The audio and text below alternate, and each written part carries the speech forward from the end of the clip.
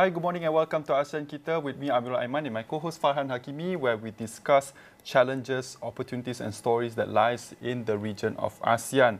And Farhan, across ASEAN, thousands seek safety, stability and a chance to rebuild their lives, yet the response varies from country to country.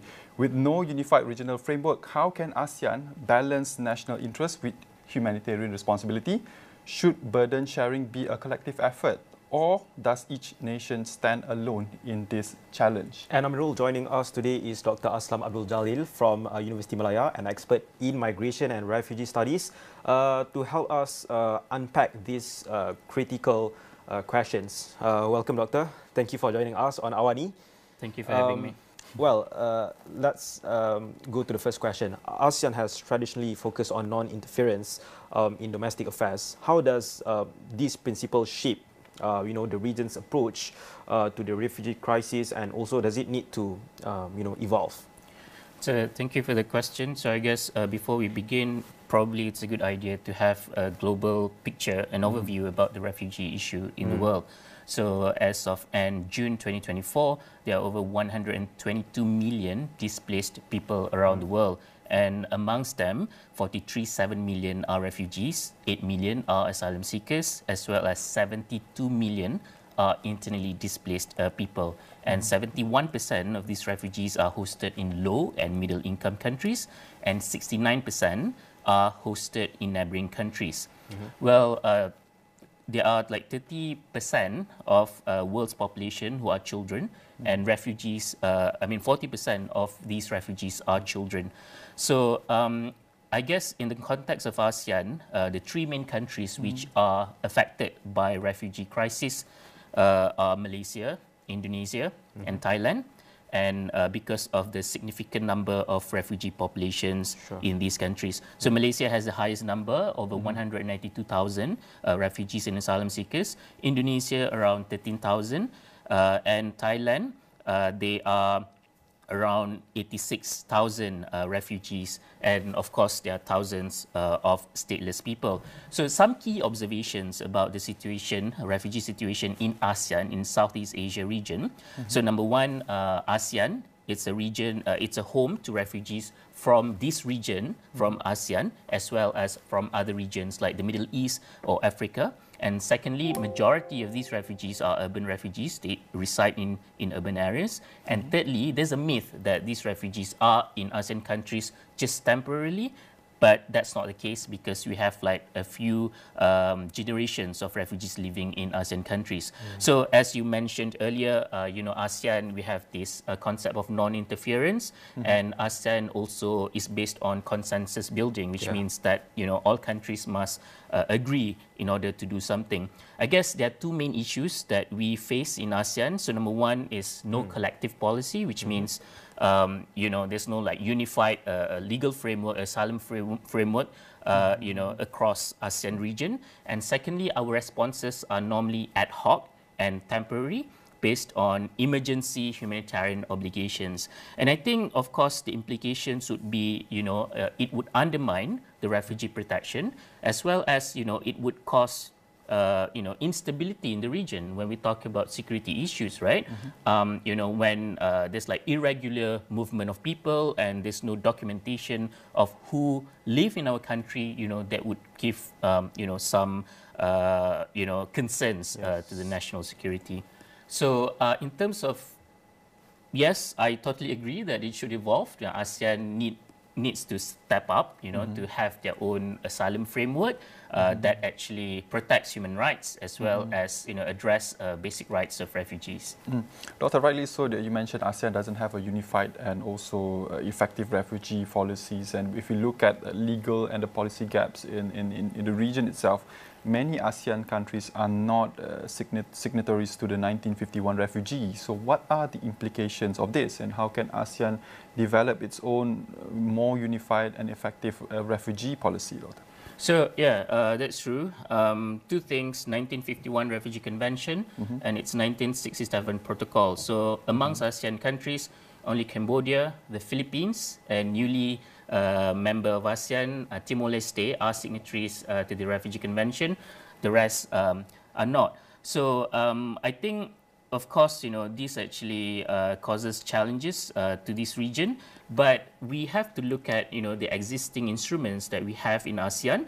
So looking back at the history, back in 1989 until 1996, there's like Comprehensive Plan of Action, CPA, for Indo-Chinese refugees. So that's when Malaysia, Indonesia, and the Philippines actually decided to provide temporary shelters and camps for Vietnamese refugees.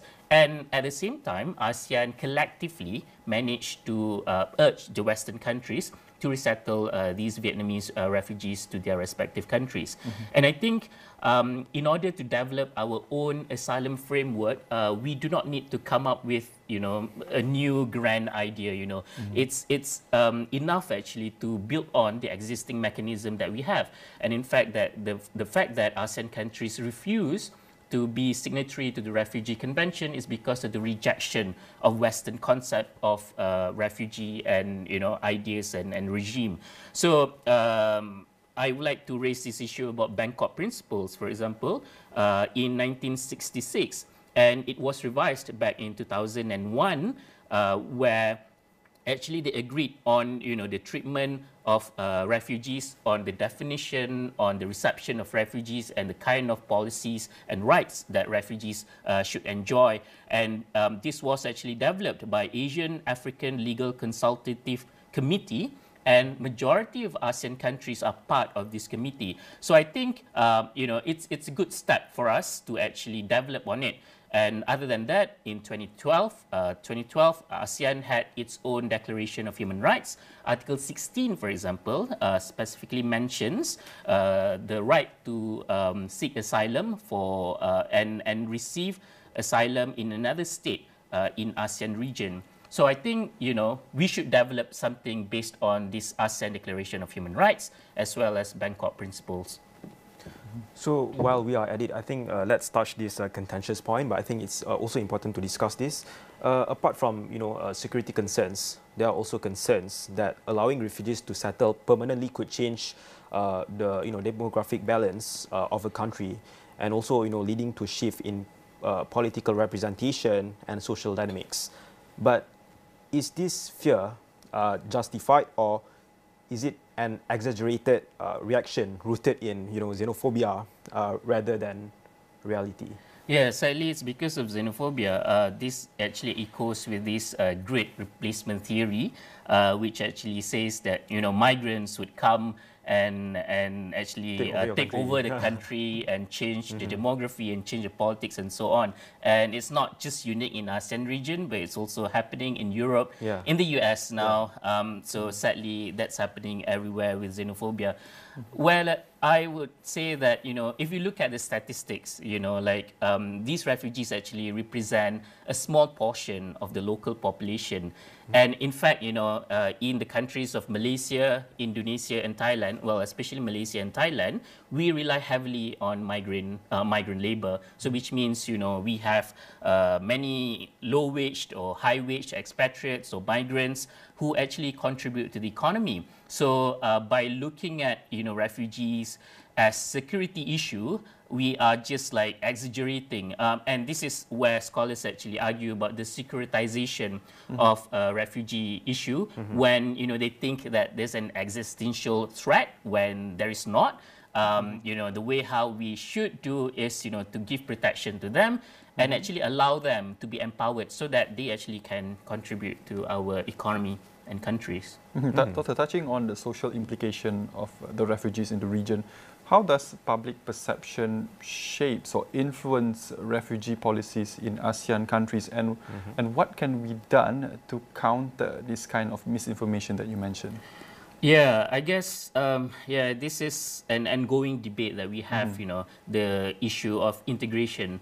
So the thing is, these ASEAN countries, they refuse to let refugees to integrate within, into the local society because this fear that, this might actually encourage them to live here permanently. But as I mentioned earlier, temporary shelter, is just a myth because in reality, there's like a few of generations of refugees who have been living in ASEAN countries. For example, Rohingya, ethnic Rohingya.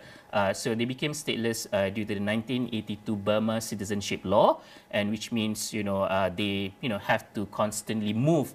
And there are like over 4 generations of Rohingya refugees stateless in Malaysia, and they've called Malaysia home. So I think, there should be a greater understanding about each other, and like integration is a two-way process.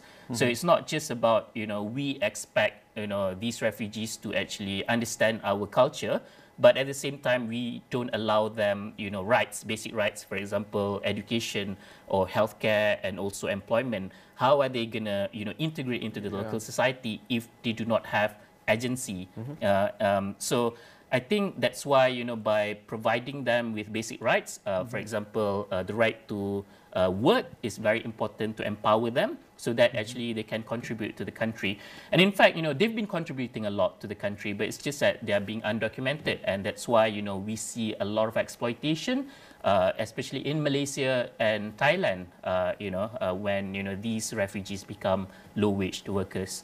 And also, how should ASEAN countries, balance humanitarian obligations with national identity concerns without falling into xenophobic policies? So I guess I just want to reiterate, the point that providing opportunities to these refugees, because actually by providing opportunities to these refugees, they can become active agents and they can contribute to the nations.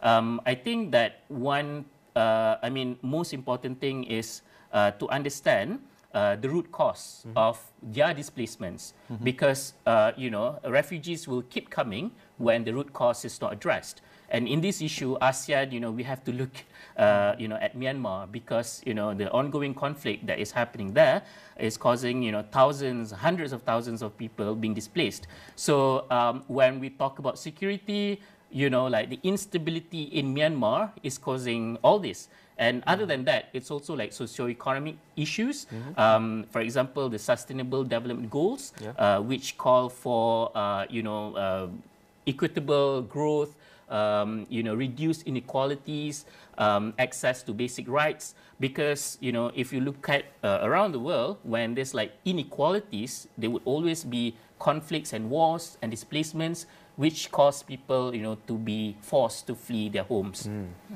Well, there's still a lot to unpack about the refugee situation in ASEAN, but we'll take a short break and we'll be right back after this.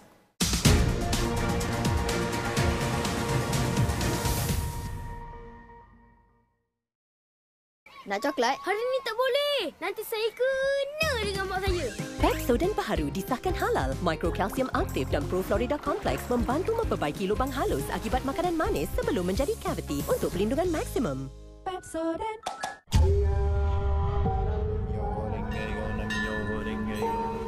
Daulat Tuanku.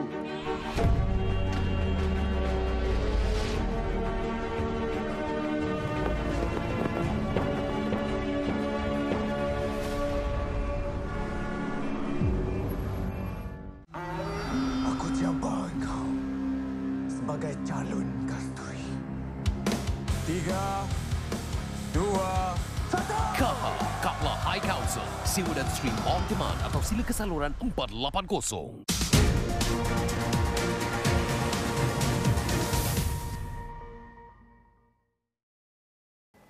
Welcome back to ASEAN Kita, where we are joined by Dr. Aslam Abdul Jalil, Senior Lecturer in Universiti Malaya, to talk about the refugee situation in this region of ASEAN.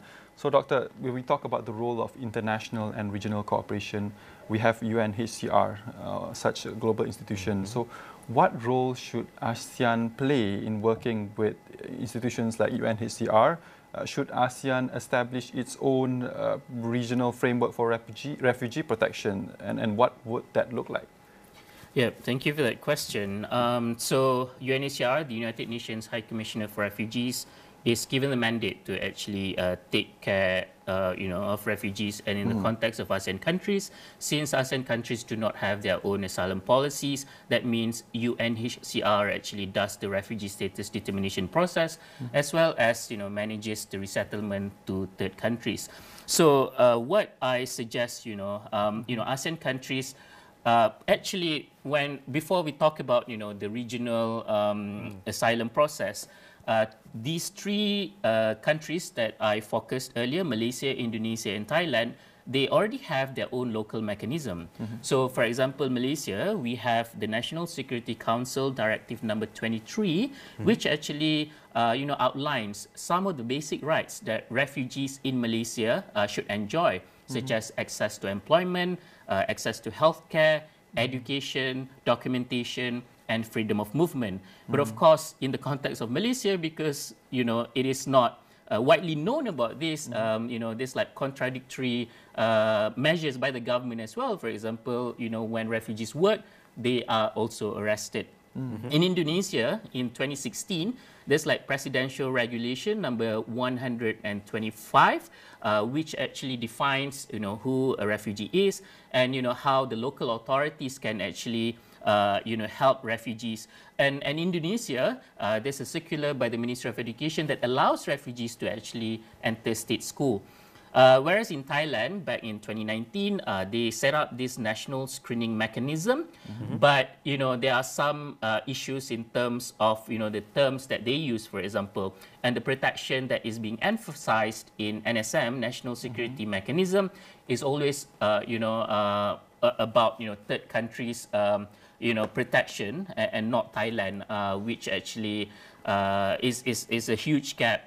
So I think what we need to do is, ASEAN should have a harmonization of, all these asylum frameworks, because apparently these countries, they have different conceptualizations of what a refugee is, or who a refugee is, who is eligible to become a refugee. And I think that they should work together with UNHCR, to put the standards, the definition, the obligations that these states have to actually provide to these refugees. And I think working using the current mechanism that we have is the way forward. And also, as Malaysia takes on the ASEAN chairmanship in 2025, what leadership role can it play in shaping a stronger refugee policy for the region? And also, what steps should ASEAN or Malaysia specifically take to ensure long-term sustainable solutions for refugees?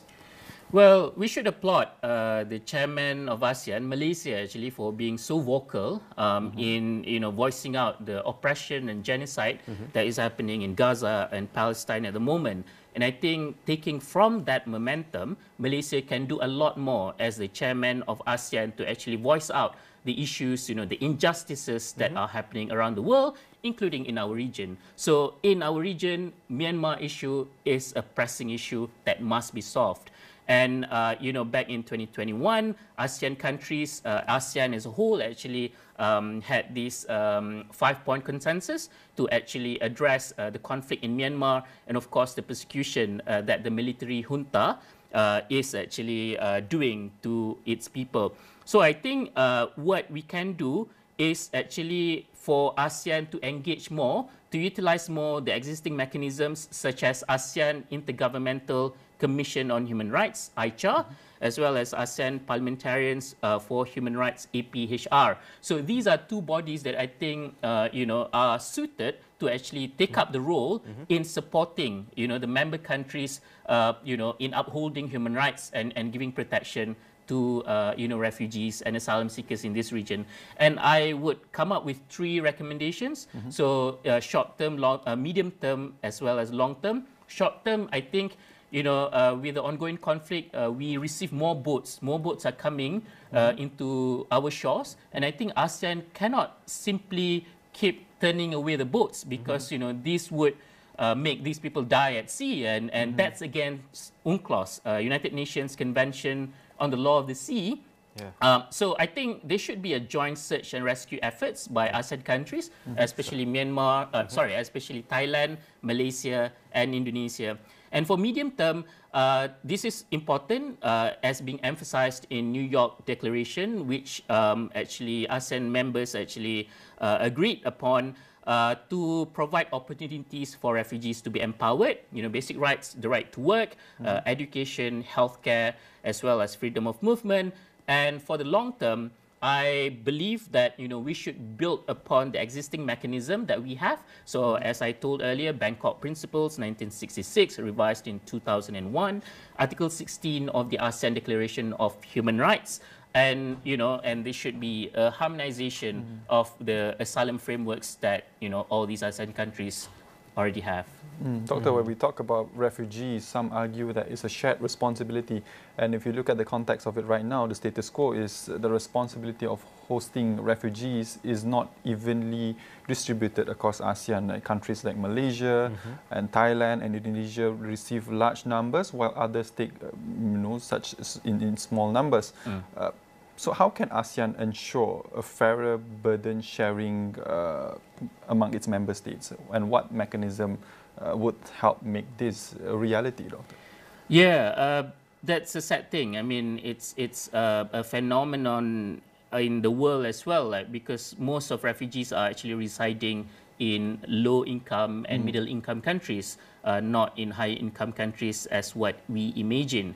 So I think this is why there should be a common agreement amongst ASEAN countries. As you mentioned earlier, we have countries like high-income countries like Brunei and Singapore, and they are not hosting any refugees. And I think ASEAN should sit down together and talk about this collectively, not responding to refugee issues individually. So what is happening now is that individual countries, especially Malaysia, Thailand, and Indonesia, they are acting separately, individually, towards refugees. It's always ad hoc and temporary, but there's no collective decision within ASEAN itself. So I think this is very important for ASEAN collectively, need to sit down and agree on certain things, on fairer responsibility sharing, to address the human rights issues and issues faced by refugees in this region. And also when we talk about ASEAN, ASEAN's economic success is often highlighted in global discussions, yet its refugee policies remain a blind spot that receives little international scrutiny. What do you think? Will ASEAN's global reputation suffer if it continues to sideline refugee issues while promoting itself as a progressive regional bloc? Yeah, definitely. Because Myanmar faced sanctions for so long, and it was ASEAN that we thought that instead of isolating Myanmar, we should engage with Myanmar so that we could change them gradually. And I think having that experience, we should continue the momentum because, as I mentioned earlier, the root cause of displacements would be persecution, and to stop refugees from coming is to stop the persecution. And I think, by not solving the Myanmar issue, it actually tarnishes the image of Malaysia and ASEAN as a whole, of course, because, we champion about human rights issues in Palestine, in Bosnia, and in other countries throughout the world, but at the same time, we fail to actually solve the issue in Myanmar. And I think, by having the 5-point consensus by ASEAN members, that's a good step forward. And I think it's also a missed opportunity, actually, because ASEAN countries, we are exploiting refugees. They become undocumented workers. And back in 2018, Ideas Malaysia actually made a report that, if Malaysia allowed refugees to work legally in Malaysia, refugees could contribute to the Malaysian economy over 3 billion ringgit by 2024. That was last year, right? And there's no policy that allowed refugees to work. So it's a missed opportunity. And in fact, Ideas actually predicted that this policy would create 4,000 jobs for Malaysian workers. So which means, at the moment, refugees are already contributing to the economies of Malaysia and Thailand But just imagine, if we allow them to work legally, there could be a lot more contribution that they can make to the society. However, I need to, remind us not to see refugees as, productive units, solely productive units. So as anthropologist Georgiana Ramsey actually mentioned, humanitarian exploits, when there's an intersection between helping these refugees and at the same time making profit of them. So we understand, we acknowledge their contribution, but at the same time, we should not see them solely as productive economic units, because that would undermine the protection that they need as refugees. Dr. Before we end the show, when we talk about refugees, and especially in the region, we will definitely talk about the Rohingya in Myanmar. The issues there has been persistent. And ASEAN has tried diplomatic engagement with Myanmar, including sending humanitarian missions and discussing repatriation agreements. But little progress has been seen. Do you think diplomacy alone is enough to resolve this crisis, or does ASEAN needs to explore tougher measures, Doctor? It's tricky actually. It's something that I always wonder, what we can do about the situation of Rohingya. They've been stateless for many generations. And of course, Myanmar is having this conflict. I think one way forward is, to engage with ASEAN, with Myanmar directly through the 5-point consensus, because at least, these 5-point consensus has already been agreed by all ASEAN members, right? So it's just a matter of giving more pressure, on Myanmar military to actually implement it. So I think that's the first step. And I think the second step would be to engage more closely with the National Unity Government of Myanmar, because, the military junta, they toppled the democratically elected government of Myanmar. And, as a result of that, they formed the government, and then there's another alternative called the Unity Government of Myanmar. So I think by actually including, the issues of Rohingya, that would help the cause, the struggles of the people against oppression. And gradually, we really hope, that, the Rohingya issue will be addressed by the society of Myanmar. And also, hopefully, Myanmar will have a democratically elected government. This issue can be addressed, and Myanmar would grant citizenship to Rohingya. But again, it's not just about Rohingya people, because the situation in Myanmar is that it's about the persecution of ethnic minorities as well. So there are other ethnic minorities who are citizens of Myanmar, but being persecuted, and as a result of that, they became refugees, like the ethnic groups like Kachin, Chin, Mon, Shan, Karen, Karani, Rakhine, Arakanis, other than Rohingya. Doctor, before we end the show, just a short one. Malaysia has been a key advocate for Rohingya rights and hosts over 100,000 of Rohingya refugees. But without legal refugee status in Malaysia, many struggle to work, access basic healthcare and services, like you mentioned before. So should Malaysia lead by example by formalizing a legal framework to protect and integrate Rohingya refugees before we ask other countries to start working on it? Yes, I totally agree that with that idea, because we already have our own mechanism, the National Security Council Directive number 23. What I think we need to do is, to strengthen it, develop it further, and of course the government shouldn't make it confidential, because we should be able to debate about it and help the government to develop the mechanism. And I think it's a good start.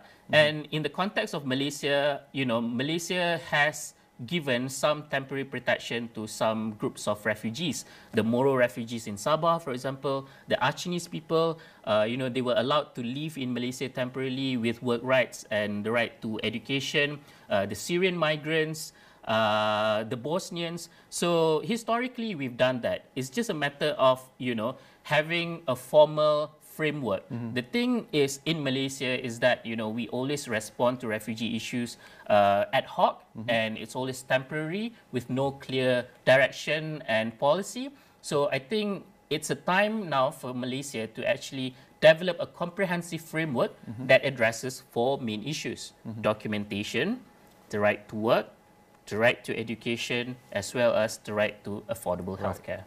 And I think the conversation should not end here, and it's a continuous issue that ASEAN should continue to resolve and work on, Amirul. And that's all for today's discussion. We would like to thank Dr. Aslam Abdul Jalil, Senior Lecturer, Universiti Malaya, who were unraveling about refugees in ASEAN, a shared responsibility. And that's all for ASEAN Kita. I am Farhan Hakimi. And I'm Amir Aiman. Have a good day.